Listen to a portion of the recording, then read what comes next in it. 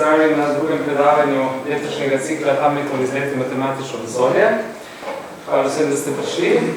Kot sem že zadnjič v vodnem predavanju omenil, bo letošnje predavanje cikla nekoliko bolj računalniško obarvano, kot so bila prejšnja, zato ker letos praznujemo 100. obletnico rojstva Alana Turinga, utemeljitelja oziroma očeta računalništva in informatike. No, danes imamo že predavanje, ki bo bolj računalniško obarvano. Z nami je docent dr. Branko Kavšek z naše fakultete FAMNIT, Univerze na Primorskem, in nam bo danes povedal, kako računalnik lahko naučimo igrati igro, popularno igro 4 vrsto. Nekaj besed najprej o predavatelju. Branko Kavšek je diplomiral na fakulteti FRI, torej fakulteti za računalništvo in informatiko, Univerze v Ljubljani. Po diplomi se je leta 1999 zaposlil na inštitutu Jožef Stefan, kjer je delal na odseku za inteligentne sisteme, začel proučevati tako imenovane inteligentne sisteme in dan se spoznal s postopki strojnega učenja, s čimer se je ukvarjal potem tudi za magisterij leta 2002 in potem za doktorat leta 2004. Potem se je pa preselil v Koper in se zaposlil na Univerzi na Primorskem, najprej še na nekdanji oziroma tudi sedanji fakulteti PEF, pedagoški fakulteti, potem pa z ustanovitvijo FAMNIT-a na fakulteti FAMNIT, kjer je zdaj docent in predava različne računalniške predmete. Tako da danes bi v veselju, da nas bo Branko popeljal v svet umetne inteligence in nam pokazal, kako lahko tudi računalnik naučimo, da je uspešen pri igranju te popularne igre 4 vrsto. Prosim. Hvala, Martin. Lep pozdrav. Tako, dosti tega je že Martin povedal. No, moje področje je, kot rečeno, strojno učenje, umetna inteligenca. Mogoče boste presenečeni, to današnje predavanje ne bo čisto na koncu prišla pa umetna inteligenca. Tako najprej bi pa začel samo igro 4 vrsto, malo zgodovine, kako je nastala, kako jo igramo. Tako da nivo bo mogoče na začetku malo osnovnošolski, pa bomo šli malo bolj na srednješolski nivo in na koncu bomo prišli na tisto popravo. Torej, verjetno vsi poznate, kaj igra 4 vrsta, jaz sem pa nesel tle še en fizični primerek. Drugač tega danes imamo vsod, tudi na računalnikih, na Android telefonih, kjerkoli. Torej, pogledali si bomo, kaj igra 4 vrsto je, torej, kako sploh igramo, zato da bomo vedeli na koncu, kako zmagati, moramo najprej vedeti, kako igrati. Potem tukaj pod strategije igranja nas bo seveda zanimalo vsako igro, ki jo igramo in hočemo tudi zmagati, torej, kako si pomagamo, da pridemo do zmage. Tukaj bomo pokazali 2 možne poti, torej z upoštevanjem trenutne ali pa naslednje poteze ali pa več naslednjih potez ali pa z upoštevanjem vseh potez. Kje nam pri tem pomaga računalnik? Prej Martin mene predstavil kot računalničarja, kot tudi sem, in je rekel, da bo to predavanje bolj računalniško obarvano. Jaz bom rekel tako, da mogoče tudi sodi ta tema v matematiko, kot igranje iger je nekaj področje, ki je na preseku. Ampak pokazali bomo, kako se z računalnikom to da narediti. Zdaj, kje pa vsem tem umetna inteligenca? Lahko bi rekli, da zdaj, če samo sprogramiramo računalnik, da bi dal za naš 4 vrsto, to še ni nobena inteligenca. Zato se bomo na koncu še pogledali samo na kratko, kako bi lahko pa naš program naučili, da se program sam uči igrati 4 vrsto. Torej z že rešenimi igrami, da postaja vedno boljše, ne tako kot to delamo ljudje. In potem bom pokazal še recimo 2 primera računalniške igrice, kako se da to sprogramirati. To, kar so drugi že naredili. Torej 4 vrsto, zdaj lahko na dolgo, lahko na kratko, to igra za 2 igralca, spada v kategorijo poteznih iger. Torej, prvi igralec na potezi, drugi in tako naprej, dokler ne pridemo do bodisi zmage, poraza ali pa neodločenega izida. Igra se v takile mreži 6x7 pol in mečemo noter žetone 2 barv, ker smo pač to igralca, ki igrate. Še to, vsakih žetonov je pač enako, torej 20-21, še z angleško ime igre Connect 4. Če boste karkoli iskali po internetu, vemo, da v angleščini imamo dosti več zadetkov. To ni neka nova igra, zdaj, kot si mogoče mislite. Sicer različico, ki vidite tukaj, je nastala nekje leta 1974, takrat, ko sem se tudi jaz rodil. Drugače pa to igro že igral kapitan James Cook, s svojimi oficirji, kot potoval po svetu. In en tašen vzdevek lep ima ta igra Captain's Mistress, oziroma kapitanova ljubica, ker je bil toliko zasvojen s to igro, da to igrica tam igra. Ok, tukaj še enkrat narisano, kar že vidite, žetončki iz plošča. V matematiki in računalništvu, kjer smo pač natančni in opisujemo poteze v igri, ponavadi vedno mreže označimo z nekimi črkami in številkami, tako kot na šahovnici. V igri 4 vrsto označujemo ponavadi stolpice s črkami in vrstice pa številkami. Zato, da potem tudi znamo v programu to napisati. Igra se začne tako, da vsak od igralcev izbere svoje žetone in začnejo metati edin za drugim izmenično v mrežo. Jaz sem tukaj napisal, zato da bomo lažje spremljali to predavanje, bomo vedno predpostavili, da začne igralec tisti, ki ima rumene žetone. Torej rumeni vedno začne. Deluje gravitacija, to pomeni, da mi vržemo žeton in žeton pade do konca dol v mrežo. Tašne po stolpcih do konca dol. Ne moremo dati žeton nekje v sredini. To zgleda, tako, še cilj igre je narediti 4 žetone iste barve, postaviti vrsto, vodi si navpično, vodoravno ali pa tako poševno. In možni izidi lahko nekdo zmaga, to pomeni, da je drugi izgubil, ali pa je igra neodločena. Zmečemo vse žetone v mrežo in noben ne naredi 4 vrsto. Kot že rečeno, kako bi lahko zdaj en primer igre, lahko bi zdaj metal tle noter, če zdaj to stresi, se bo tako lepo slišalo, da bom reče na koncu. Torej, rumeni začne, smo rekli, potem odigra rdeči, rumeni, rdeči. To je tašna prav trivialna, ko zmagamo v najmanj možno potezah. Torej, rumeni vidimo, da je te zmagal, ker je postavil 4 žetone svoje barve v vrsto. Tukaj sem s tašnim svetlo plavim, da se vidi tam zadaj, označil, katere so možne poteze. Če bi zdaj metali še naprej, naslednji rdeči, ki je na vrsti, lahko vrže pač samo na teh 7 polj. Ne more vršiti recimo tukaj. To je tisto, kar sem prej povedal. Žetone ne moramo postavljati kar tako, ampak jih mečemo in padajo do konca. Imamo različice, recimo 5 vrsto ali pa drugačnih iger, ker imamo drugačne velikosti mrež in ker žetoni lahko stojijo poljubno. Na 4 vrste ni takšne. Ok, zdaj igro poznamo, verjetno sem vam v teh 10-5 minutah povedal to, kar že veste. Zdaj druga bolj zanimiva tematika pa je, vsak zna nekako igrati to igro, vsaj predpostavljam, da tukaj smo vsi takšni, ki smo že kdaj igrali, kako bi pa jaz imel neko strategijo, nek postopek, ki bi mi zagotavljal večjo verjetnost, da bom zmagal pri tej igri. Ena možna pot je, da upoštevam trenutno potezo, pa mogoče še naslednjo potezo, ki bo naredil nasprotnik za mano. In to strategijo razdelim na 4 korake. Torej, prvo, kar bom upošteval je, ko vržem trenutni žetonček, kakšno je število vseh možnih četvork, torej 4 vrsto, ki jih lahko naredim. Druga možnost, torej drugi del strategije, ko vržem žeton, kakšno je trenutno število mojih žetonov v vrsti s tem, ko sem vrgel ta žeton. Tretji del, ali s tem, ko vržem žeton, zaprem nasprotniku neko njegovo dobro potezo. Kaj je to dobro, potem lahko spet ocenjujemo glede na te kriterije. In četrta možnost je, ali s tem, ko jaz vržem žeton, omogočim nasprotniku, da ko bo dal nad mano, da bo njemu prednost, torej ne vržem žeton in on naredi 4. To pač ni dobro. Če si pogledamo vsako od teh 4 vidikov strategije posebej, recimo prva, število možnih četvork.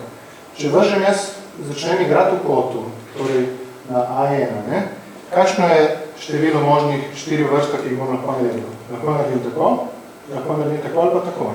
3 možnosti so. Bomo izpisali tako.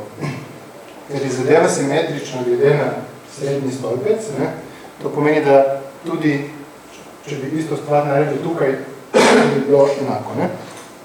No, če bi vrgel zdaj malo bolj od roba, imam že več možnosti. 1, 2, 3 in 4. Ne? Torej, še eno možnost več pridobil.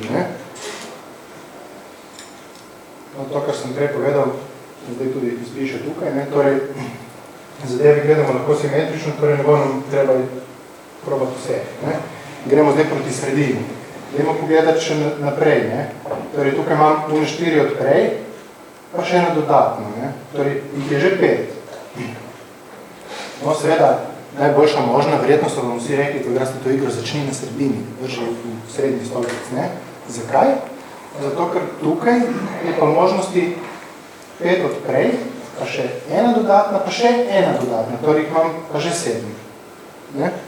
Verjetno ste pogruntali, ne? Sem tudi tako malo nakazal, da več kot je teh potencialnih 4 vrstov, boljše je. Torej, večje število kot imamo, več možnosti za narediti 4, boljše je. Ne? Torej, to je zdaj en vidik. Drugo, kar lahko upoštevamo, niso te 4 vidiki edini možni. So kar recimo nekakšen lep približek, zato da lahko potem naprej boste videli, kako lahko to iz tega sestavimo neko kriterijsko funkcijo. Trenutno žetonov vrsti. Recimo, da mi igramo našo igro, zdaj smo pa spet na vrsti, recimo, da smo mi rumeni in vržemo sem. S tem, ko smo vrgli na v to polje, smo naredili zdaj koliko? 2 žetonov vrsti, torej več kot 2, torej smo naredili 2. Če bi vrgli ne tja, ampak mogoče sem, bi naredili 3. Ne? In isto velja, če bi dali sem. Ne? Torej, sicer je luknja vmes, ampak ker mi hočemo narediti 4 vrste, vse, kar je do 4, in kar vsebuje neke žetone, torej se šteje kot žetoni, trenutno žeton v vrsti. In je spet 3.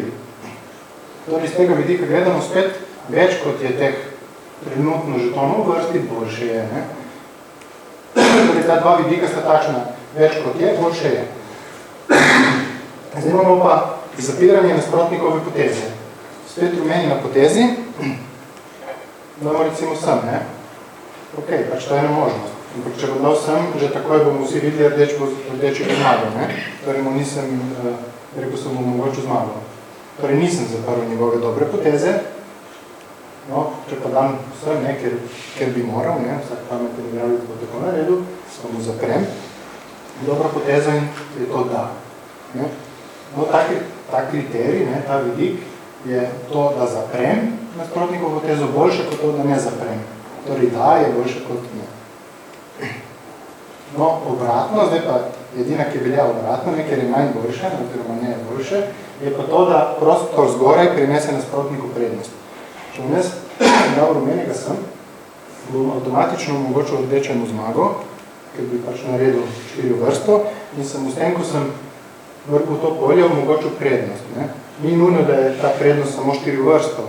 Lahko je pač prednost že samo to, da on postavi 3 ali pa kakršenkoli postavitev, ki mu po tistih kriterijih prej omogoča pač neko dobro postavitev. Ne?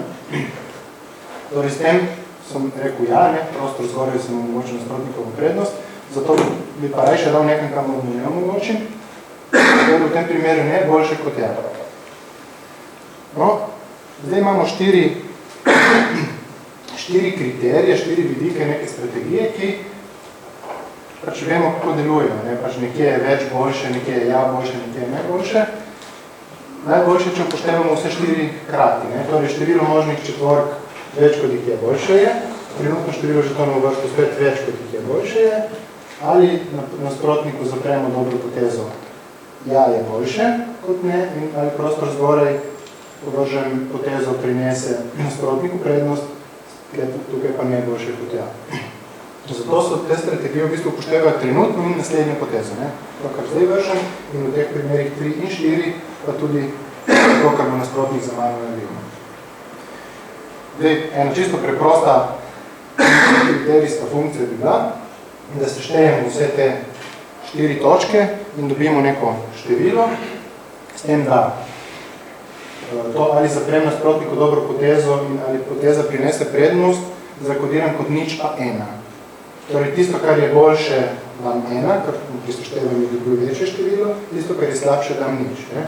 Torej, ali zaprem nasprotnikovo dobro potezo, če ja, je v redu je ena, če ne, nič. Ne? In ali prostor zgore prinese prednost, v tem primeru pa ne je boljše, ne, zato bom dal ne je ena, da pa nič. Ne? In če zdaj pogledam in sem jaz na vrsti, to začnemo najprej od začetka, ne? Imam 7 možnosti, tistih 3 nisem napisal, so enake kot te 3, ne?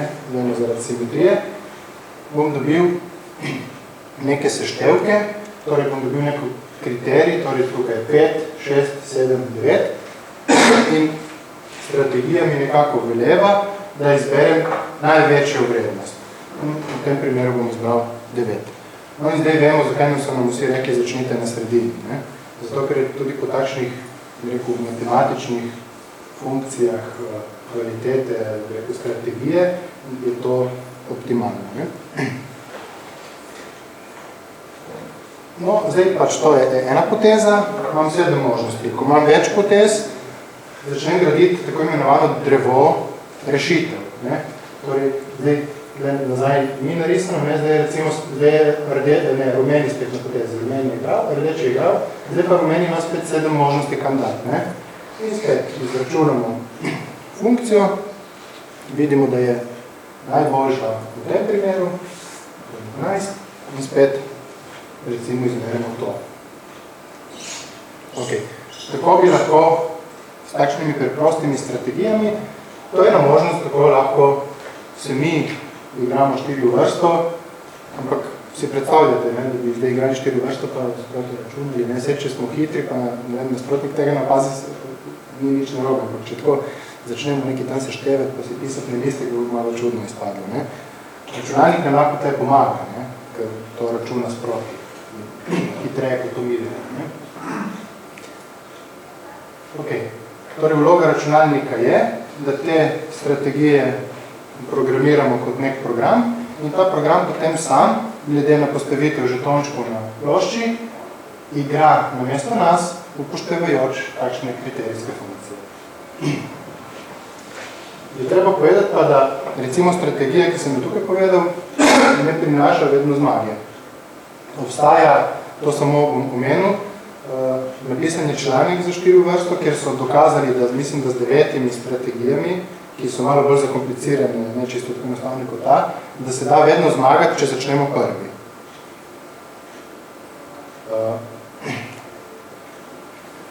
Tako da mogoče pol postane malo bolj zanimivo, zakaj bi z računalnikom se učili, no pač to je nek izziv. Ne? No, druga možnost, kako zmagamo igro, zdaj smo rekli, upoštevamo samo trenutno potezo, pa še tisto, ki jo bo nasprotnik naredil za nami. Zdaj pa, ker imamo mi računalniki, računa dosti hitreje, kot to mi počnemo na pamet, kaj pa, če bi mi probali simulirati vse možne igre do konca? Ne? Jaz vržem žeton, potem je računalnik na vrsti in računalnik ima napisan program, ki proba simulirati vse, kaj se bo dogajalo do konca. Ne? Torej, odigra vse možne kombinacije potez. In za vsako potezo izračuna, kakšna bo verjetnost, da bo zmagal in izbere tisto, ki ima najboljšo verjetnost tistih kriterijskih funkcij na poti po tistem drevesu. Ne? To se zdaj sliši vse lepo in prav, ne? Ali pa mogoče zafrknjeno, da se dajmo pogledati, kako bi sploh lahko to naredili. Ne? Ok, zdaj smo vse tiste lepe slikice, preko smo imeli tako narejeno z žetončki, ne? Kot to recimo matematiki radi počnete, pa računalništvo tudi, ne? Vse to transformiramo v neko tašno suhoparno drevo, kjer vsako vozlišče si predstavljate dekljene slikice. Ne? Za te številkice recimo si lahko predstavljate, da so tisti kriterijska funkcija, ki sem jo prej napisoval. Imamo 2 igralca, zdaj sem jih označil, da je igralec 1 in igralec 2 in recimo, da smo mi vedno igralec 1, začne igrati tukaj in ok, tam pri naši igri smo imeli nekaj največ 7 možnosti, če se napolni kakšen stolpec, koliko imamo manj, ker tam ne moramo več vršiti. Zdaj bomo te za poenostaviti, bomo rekli, zato da je tudi lažje narisati v ta del projekcijo, da imamo pač dve možnosti, to se lahko potem nadaljuje, drevo je lahko še bolj široko. No, zdaj, recimo ena tačna strategija, kot sem prej rekel, računalnik proba pogledati, kje je največja verjetnost, da bo zmagal, in če tako bi na pamet rekli, se tam vi berete že naprej, še nisem. Tukaj smo igrali cene, da rečem, dve desetki, jaz hočem maksimum, in hočem 10, In ker hočem 10, bom rajše zavil na desno stran drevesa, ker bom tukaj imel možnost dvakrat večjo, da dobim 10 kot tle. Ok, pol igralec dva nekaj odigra, pa sem pa spet jaz na vrsti. In spet, ker sem jaz tukaj, imam te dve možnosti, tudi pa te dve. Zdaj grem za 10, hočem 10 in grem sem. On me pa igralec dva zaprkne in izbere to pot, da jaz zgubim, dobim pač neko ful neugodno pozicijo. Nauk vsega tega je, da mi probamo igrati tako, oziroma napisati računalnik, da bi igral tako, kot da igra proti pametnemu nasprotniku, ne nekomu, ki bo delal napake. Torej, oba igralca sta predpostavka, da sta inteligentna in da igra sta idealno. No, to je pač s pogledom naprej, gledamo naprej. No, potem pridemo do ene stvari, ki v teoriji igre pravimo mini-max. Ko bomo mi delali potezo, bomo probali izbrati maksimalno verjetnost, torej najboljšo kriterijsko funkcijo. Ko bo pa nasprotnik delal potezo, nam bo pa hotel izbrati za nas najslabšo, torej minimalno. Zato pravimo temu min-max. Torej jaz moram izbrati tako, da ko bom jaz izbiral, bom izbral največjo možno številko, tukaj, ko bo pa moj nasprotnik izbiral, bom pa mogel vedeti, da on mi bo pa izbral najslabše. Torej, če sem jaz zdaj igralec ena, pogleda, recimo, kaj bi lahko bila izbira igralca 2. Če začnemo tle nekje spodaj, ker je tukaj igralec 2 na potezi, mi bo on izbiral od teh parov vedno manjšo številko. Torej, med 2 in 10 bo izbral 2, med 6 in 8 bo izbral 6 in tako naprej. Zdaj, ko sem pa jaz na vrsti, tukaj, kjer piše maksimalno, jaz bom pa seveda izbral največ.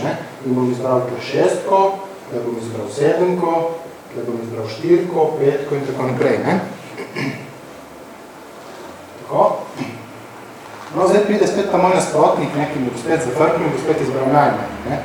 Torej, spet bo tle pobral med 6 in 7 6, tle bo pa izbral 4. No, in če to sledimo od, bi rekel, čisto zadnjega nivoja od listov drevesa, kot pravimo pri podatkovnih strukturah do korena, vidimo, da pridemo do neke takšne optimalne poti. To pomeni, najboljše, kar jaz lahko odigram v tej situaciji, je to. Pridem do neke rešitve, trenutne, recimo, da se tle še nagajuje, ima vrednost 6. Ni tolih 10, kar bi bilo najboljše, ni pa niti 1, tako nekje najboljše je kot polovica. No, in če si zdaj predstavljate, da bi to stvar naredili za vse možne izide, igre, da pač imamo računalnik, ki je dovolj močen, se bomo potem malo pokazali, koliko je teh vseh možnosti. In danes s takšnimi računalniki, kot jih imamo, se tudi to da rešiti, ampak bomo videli kasneje. Torej, če imamo računalnik, ki je dovolj močen in lahko zgradimo takšno drevo, bomo lahko v vsakem danem trenutku idealno odigrali. Tako pa zgleda zadeva v programu. Zdaj sem kar pustil v angleščini, ker ne bom, ker sem razložil že na tem drevesu, kaj se dogaja. To je samo neka pseudokoda algoritma, ki to isto naredi, kot sem vam jaz tukaj povedal. Ok. Problem, ki se pojavi je, kot sem že prej malo nakazal, je, da je to preiskovanje takšnega ogromnega prostora. Tukaj smo imeli dve možnosti na vsakem koraku. Pri naši igri jih imamo 7. Torej je to drevo precej širše, pa večje. Torej največ 7, koliko se igra končuje, jih ima. 42 nivojev. Tako, ja, na vsakem torej 42 korakov, ja. Če gledamo, da začnemo, ker je 42 žetonov. S tem, da 41, ker zadnji je prisiljen, ker ga mora biti tam, recimo. Največ 42, lahko prej zmagamo, ali pa nasprotnik zmaga. Torej, preiskovanje takšnega prostora je zamudno. V redu, imamo hitro računalnik in vsem, pa še vedno se da boljše. Ideja je, da ne bi preiskovali cel prostor, ampak bomo videli, kaj pomeni to alfa, beta rezanje, ampak da preiščemo samo en delček prostora, ker bomo videli, da določene stvari lahko že predpostavimo, da bojo. Ker pač smo toliko pametni, da ne bomo šli vsega gledati. Vedno, ko imamo drevesno strukturo, lahko preiskujemo na dva načina. Bodi si iščemo v globino, torej gremo do konca, pa potem se vračamo, ali pa iščemo tako v širino. Mi bomo iskali v globino in bomo uporabili to rezanje. Zdaj bomo pa tukaj pojasnili ideje. Torej, spet, naš cilj je, jaz sem igralec 1, hočem priti do 10. Igralec 2 je pa uniki, da bo zafrknil in hoče, da jaz dobim 1. In jaz sem na potezi. Tukaj nisem več označil z igralcem kot prej, ampak nivoji so označeni s tem, kaj se bo izbralo na tem nivoju. Torej, tle bo izbran maksimum od teh dveh in na tem nivoju bo vedno izbran minimum. No, jaz kot igralec 1 začnem preiskovati moj prostor rešitev po tem drevesu in grem pač v globino, torej grem vedno najprej levo. Tako, levo, levo, levo, levo, pridem do konca. Pa najdem tle 10, pa grem malo gor, pa še desno in vidim in najdem dve rešitve. Torej, igralec 1 je preiskal dva izide, ta dva. In zdaj, igralec 1 jaz, vem, da bo moj nasprotnik igralec 2 izbral 2, ker mi to drevo pove, ker to minimum. Zato lahko že naprej označim to z 2 in preiskujem naprej. Torej, preiščem zdaj 4 izide, torej spet vem, da bo vzel igralec 2 šestko, ker je to najmanj možno, ampak ker sem jaz zdaj na potezi, bom to šestko rešil kot to dvojko izbral sem gor. Do tle je še vse enako kot prej, nič se ni spremenilo, še vedno ista logika. No, tle se pa zadeve spremenilo. Zdaj pa grem iskati naprej in najdem še dve dodatne rešitve, torej jih imam že 6, 6 možnih izidov. In spet vem, da bo igralec 2 vzel 7, ampak zdaj pa kaj, Ker vem, da bo, karkoli se bo tukaj zgodilo, meni ne bo igralec 2 pustil, da bi jaz to 7, ko bi rekel, nesel gor. Tako da tudi, če bi bilo tle več kot 7, karkoli bo tle, za mene bo ta 6 še vedno idealna. Torej ne rabim več preiskovati tega drevesa. Jaz, recimo, tle 2 pa 3. Če bi jedel tle gor 2, jaz bom tle izbral sicer 7, ampak ker je igralec 2 na potezi in on te 7 itak ne bo pustil, mi bo izbral to 6. Torej, karkoli bo tle vzel, tudi če tle 7, 8, karkoli bo jaz več kot 6 ne bo mogel biti v naslednjem koraku. Torej, za mene je nesmiselno, da gledam naprej. In lahko to odrežem. Torej, sem se rešil, ne rabim preiskati prostora, ki je tle dol. Torej, sem že prišparal na času, na procesu na času, če program. In podobno grem zdaj naprej. Torej, tle sem zadevo pripeljal nekako do konca, zdaj pa hočem še desno stran drevesa preiskati in na podoben način najprej grem na levo stran, preiščem neke modne rešitve in pridem do sem. In zdaj tle pa spet vem, ker je tle 6 že boljša od te 4 in mi igralec 2 tle ne bo pustil, da bo imel več, ker je pač kriterij minimuma, potem mi tudi tistega dela ne bo treba preiskati. Torej, jaz imam min-max princip od prej, s tem, da, ker sem pameten, ne rabim preiskati celotnega prostora. Torej, me to, kar je zeleno, odpade. Me tudi ne zanima, ker karkoli bi tam bilo, mi meni ne bo preneslo boljše možnosti za zmago. Nekom čudno zdaj gledate. Jasno? Nekaj predpostavka bo tukaj naredili. Predpostavka je bila, recimo tukaj, da bo on izbral minimum, ker je tle 7, karkoli bo on dobil, bo nekako, jaz bom sicer tle izbral 7, če bi bila tle 8 ali pa 10, bi izbral 10. Je, pomembno je, da je to število, da se misli vse tako veliko kot tista na drugi strani. Če bi na mesto 7 imeli 5... Če bi na mesto 7 imeli 5, ja, potem pa moram tle iskati. Zato, ker potem bi jaz imel sicer možnost tle izbrati, če bi na mesto 7 imel recimo 4, pa potem tle 5, to bi on izbral 4, koliko pa lahko tle se spremenila zadeva. Ker imam tle več, potem je to ni potrebno. In tukaj je podobno, samo da smo malo na višjem nivoju. spet zadevo lahko prepišemo v nek program. No, dejansko zdaj smo dobili pač neko možnost implementacije tiste strategije s tem min-maxom in pa alfa-beta rezervom. Če si pa zdaj pogledamo, koliko vseh možnosti, to, kar smo prej malo tako nakazovali v debati, za postaviti nič žetonov je ena možnost, to je prazna plošča, to je zdaj pač teoretično. Za postaviti en žeton imamo 7 možnosti, za postaviti 2 žetona 56, za postaviti 42 žetonov moramo upoštevati, da je igra, pa da so 2 barve žetonov, ne gre kar 7x7.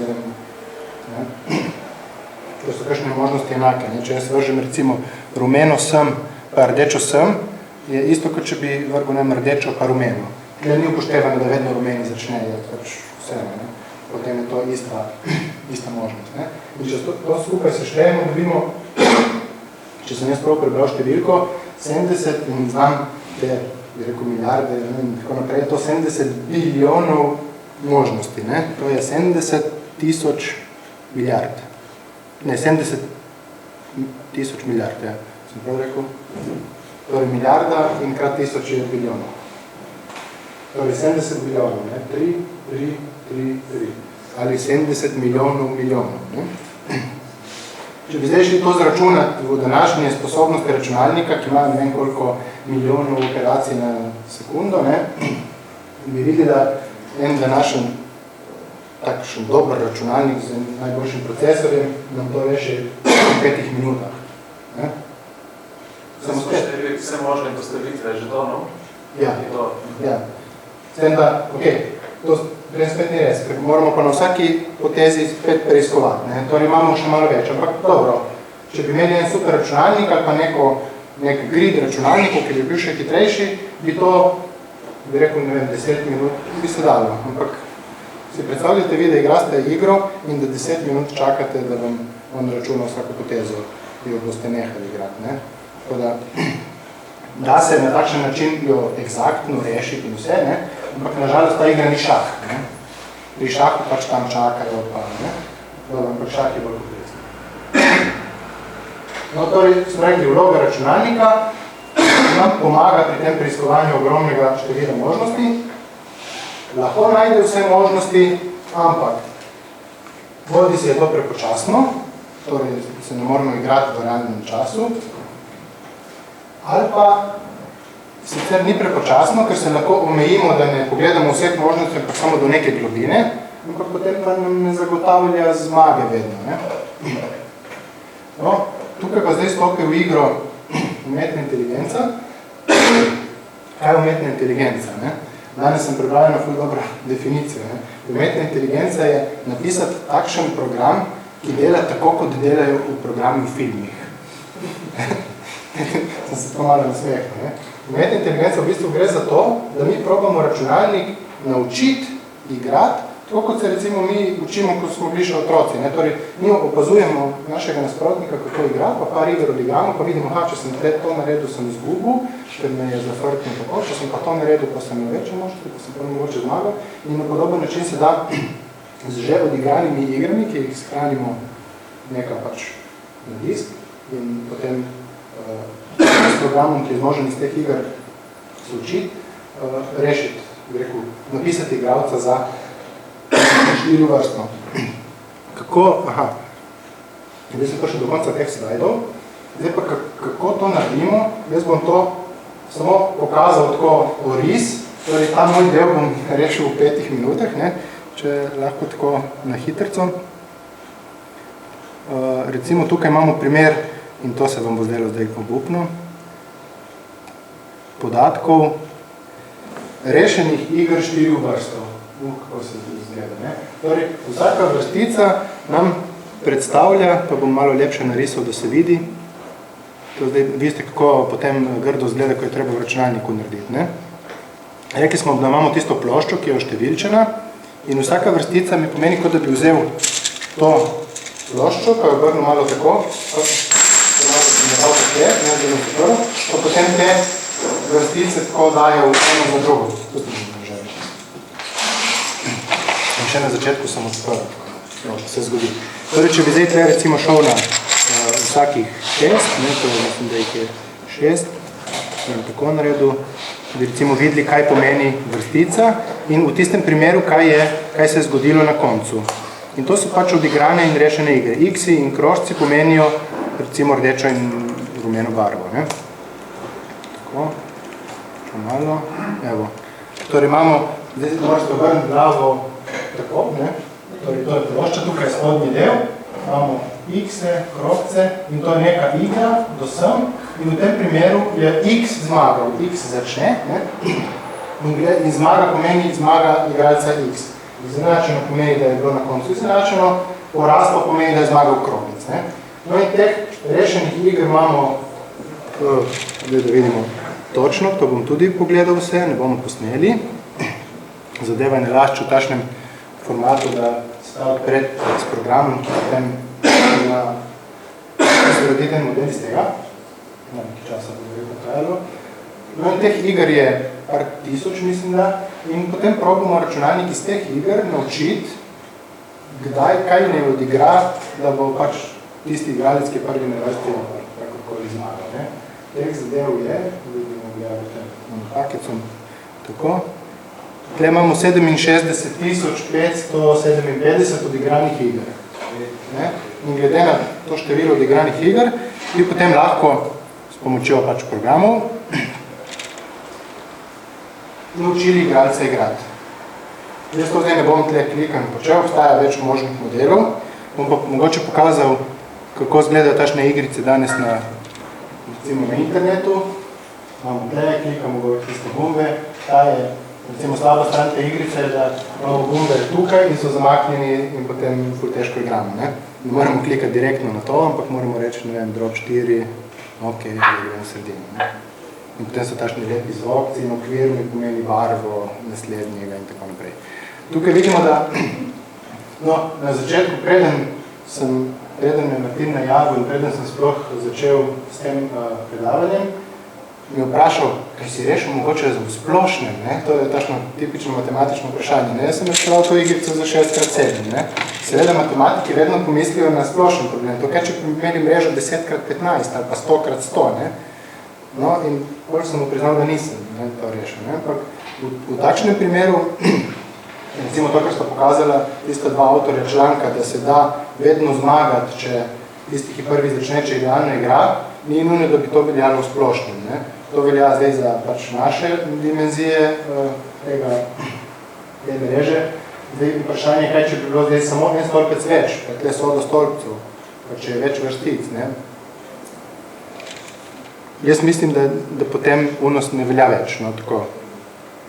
Torej, tukaj imamo eno možnost in na internetu lahko igramo spletne različice, ki so online in nisem šel še pogledati, ampak sigurno, če imate Android telefončke, imate to tačic, ki lahko igrate. Tako. No, mogoče sem končal predčasno, pred tisto 1 uro.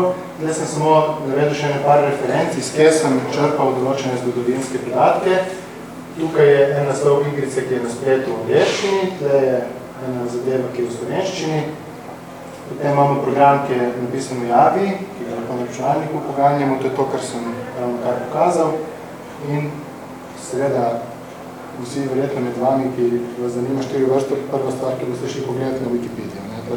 To sem naredil tudi jaz, zato da sem tiste zgodovinske podatke nekako pobral. Tisti drugi del je pa potem že bolj moj. Tako da zaenkrat toliko. Hvala lepa. Hvala lepa. Zanimivo predavanje. Zdaj pa, če ima kdo še kakšno vprašanje, ali pa če kdo misli, da mi lahko premakam 4 vrsta. Je pa čas za turnir, Izziv. Izziv, ja. Vprašanje, komentarji.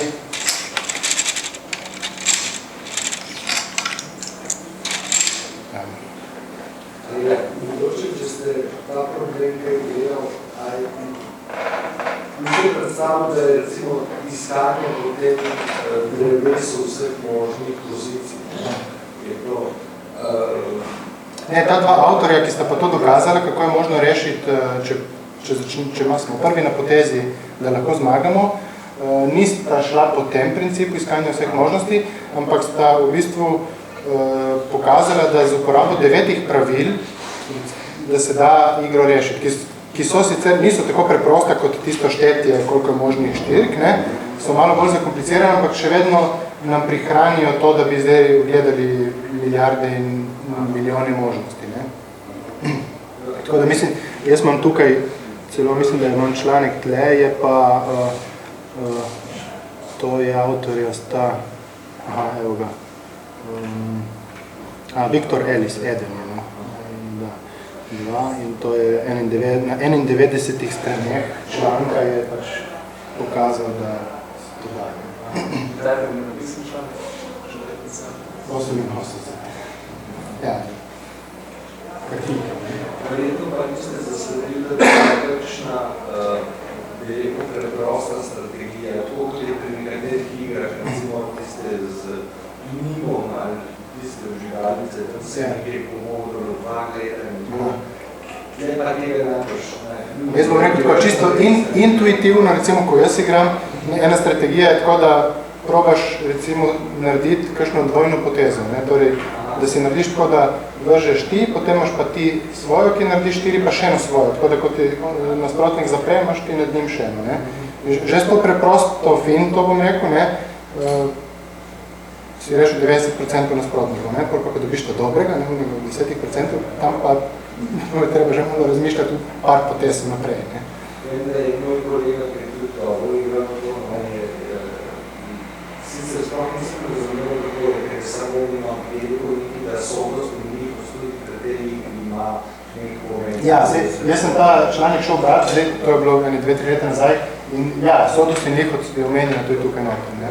Torej, je nekaj, jaz bom rekel, pa nisem toliko matematik in se nisem tega problema lotil na takšen način, ampak sem bolj, bi rekel, mlev po tistem učenju. Ne? Tisto, kar sem vam čisto na koncu na hitro pokazal, kako bi, recimo, računalnik se lahko naučil. Pa tudi tisto, kar smo delali in sem delal tam, tudi računalnik, ki se uči ne, na teh 65,000 in toliko primerih, ni bolj idealno odigral. Ne?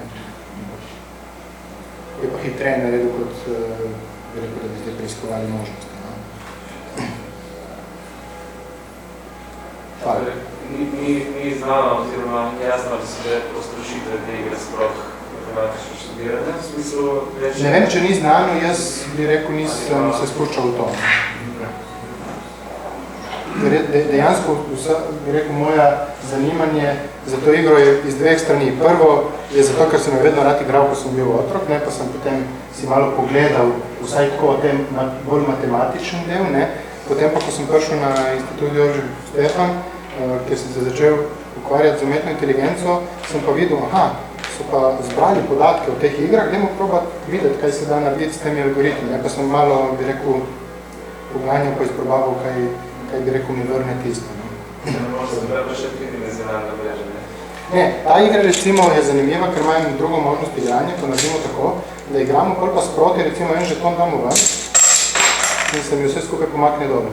In v bistvu se mi potem malček, bi rekel, ne vem, če se kompleksnost poveča, ampak je čisto druga mentaliteta igre. Ne? Jaz lahko bodi si vržem svoj žeton ali pa bilo katerega od spodnjih vržem ven. Čisto druga igra. In bodi čisto druga igra, ne? Če bi probali tisto začetno vrednost srednjega volja, recimo neutralizirati, bi lahko igrali na krožnje, da bi igrali v krog.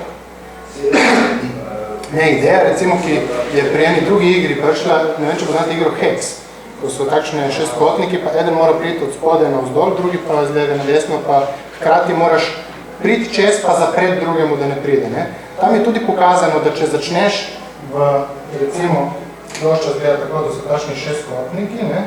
In da če začneš tle v drugem, nekje, ne čisto v kotu, ampak tle v drugem, da tisti, ki prvi začne in če ga postavi, tam je zmagal. In pol kaj je finta, ne? Da tisti, ki prvi začne, unik je drugi na potezi lahko reče, ok, to sem jaz, zdaj pa ti igraj z drugo barvo. Ne? To bi lahko isto tle naredil. Jaz vržem recimo rumenega in ker sem ga vrgel na sredino, vi rečete, ok, zdaj sem pa jaz rumeni, pa ti igraj z rdečimi. Potem prisiliš nasprotnika, da ga ne začne idealno, ne? Ampak da začne nekako tako, da je relativno dobro zase, pa tudi če bo oni drugi prevzel, ne bo za njega preveč dobro. Ne? To pač Druga možnost je recimo iz te igre poizhaja. Da če igre, pri katerih je dokazano, da tisti, ki prvi začne zmaga, če ga postavi na določeno polje, potem lahko stašno finto. V bistvu. Ja, koncept je uporaben za marsikateri Tako, ja. samo ne pa konkretno. Ker obstaja dosti iger, recimo, ki so dokazano prvi zmaga, ne? In ta je, nažalost, spet ne nataška. A za nave Hex so že odkriti, da prvi master vidijo? Ja, za Hex je pokazano, mislim, da za dimenzijo, mislim, da celo za vse dimenzije, ker tam sem pa bral, so strategije, odvisno koliko si od roba, pa in v bistvu čisto vseeno, ali je 7x7 ali 9x9, mislim, da tam je samo razlika potem, ali je parno ali pa liho število na eni stranici. Ne? Ampak mislim, da za obe, bodi si za liho, bodi si za sodo, je pokazano, da se da zmagati, če ga postaviš na določeno. Ima tudi verjetno, to prvi igra. Prvi. Če se vrnimo na ta problem pregledovanja vseh možnosti s drevesom, teh možnosti je pač preveliko in se ne moramo dosti krat privoščiti, da vse pregledamo. Ja. Dreves je imelo možnost, da bi samo en del drevesa pregledali. Ja. Če pregledamo del drevesa, zdaj seveda, če bi tiste liste, če odrežemo nekje drevo, če bi znali liste točno vrednoti, bi bilo to dovolj. Na ta način tudi celotno vrednost drevesa znali izračunati. Vse jih znamo točno vrednotiti, ne? Ker dejansko mi, ko preiskujemo v globino, evalviramo vsako. Če imamo dovolj časa na razpolago, ja. Če se pač omejimo na določeno globino, ker ta look ahead, ne, pogled naprej, je lahko pogled naprej do konca ali pa pogled naprej 5 potez. Ne? Če to pogled naprej 5 potez, bom raziskal samo drevo globine 5. Ja, ampak potem moramo predpostaviti, kakšne so vrednosti na listih do globine 5. Mi jih lahko zračunamo od zdaj naprej, lahko pa imamo neko heuristiko, ki nam proba nekako oceniti, kaj bi se pa dogajalo potem. Tako kot je tisti A zvezdica, srč ali pa karkoli že je, ne? Ker mi nekako probamo oceniti, kaj potem bo. Vse tisto je nezanesljivo, ampak je boljše kot nič. Ne? To omenjam, ker sem se pred časom ukvarjal s podobnim problemom, ker imamo neke heuristične ocene za te liste. Pa za vsako od teh listov tudi imamo neko oceno, koliko časa bo ta heuristika porabila za izračunati to vrednost. In potem se na podlagi teh ocene vprašamo v tem manjšem drevesu, ali bomo celo to drevo pregledali ali samo en del. Mogoče tudi en del tega manjšega drevesa že dovolj, da nam zagotovi da ne bo potrebno vseh tistih listov pregledati, bomo še vedno dobili pravo vrednost funkcije. Ne vem, mislim, ideja je v redu, ne, mislim, sploh to s časom, ne, da bi imeli eno kombinacijo kvalitete pa časa. Ne. Če mi vemo, da bomo rabili toliko in toliko časa za preiskati en kos drevesa in to preveč časa bomo preiskali manj. Ne.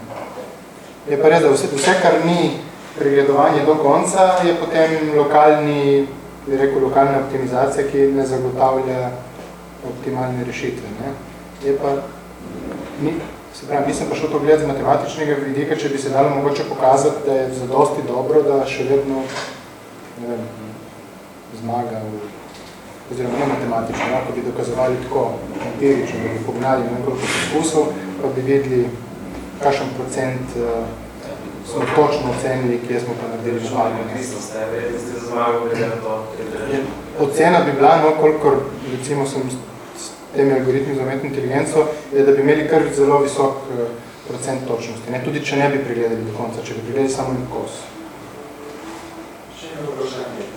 Za teh 67,000 iger, ki je bilo razgledeno od datoteki, kako je nastala ta datoteka? So to igre računalnika z računalnikom ali dejanskih igralcev? Ne, to so, zdaj ne bom rekel za 100%, pa več kot 90% gotovo, to so igralci, live igralci, ne. Potem se pa računalnik na teh uči, ne. Ker če bi se računalnik učil, mislim, iz nule, ne, potem bi lahko... Zdaj, ki bi rekel, koliko je pa kvaliteta teh iger, če bi se računalnik učil na množici, ki bi bila recimo slaba naivna, ali je tudi naivno poliglo? Ja, seveda. Tako, in točno to je, ne, mislim, mi se pač tle učimo dejansko strategije nekih igralcev, ki so tam igrali, ne. Torej, vemo pa, da niso idealni, ne? Ljudje nismo pač optimalni igralci, ne? Razen če, ne vem, bi res programi igrali proti programom z tisto strategijo, ne?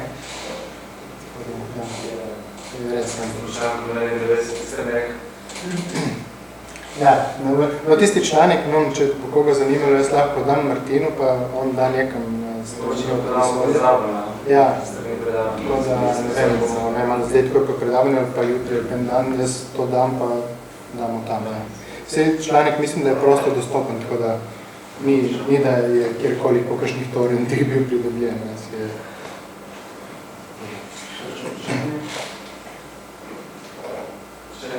S tem zaključil se še enkrat zahvalimo.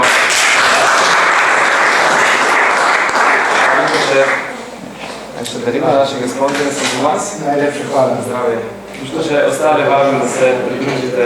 To nisem pričakoval. To mi je pa res veselje. Hvala.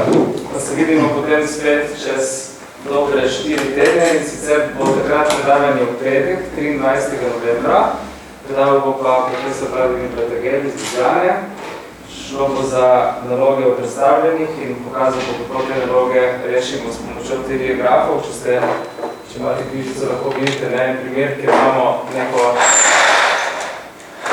obliko, recimo en del šahovnice imamo lahko, ne vem, ali bom to točno narisal, ampak recimo, da imamo skakače, črne pa bele konje. Vsak od teh je recimo nek konj, bel ali pa črn, točno vemo, kako jih lahko premaknemo in cilj je iz neke začetne pozicije priti v neko končno, samo z seveda legalnimi potezami. In vprašanje, ali lahko to dosežemo.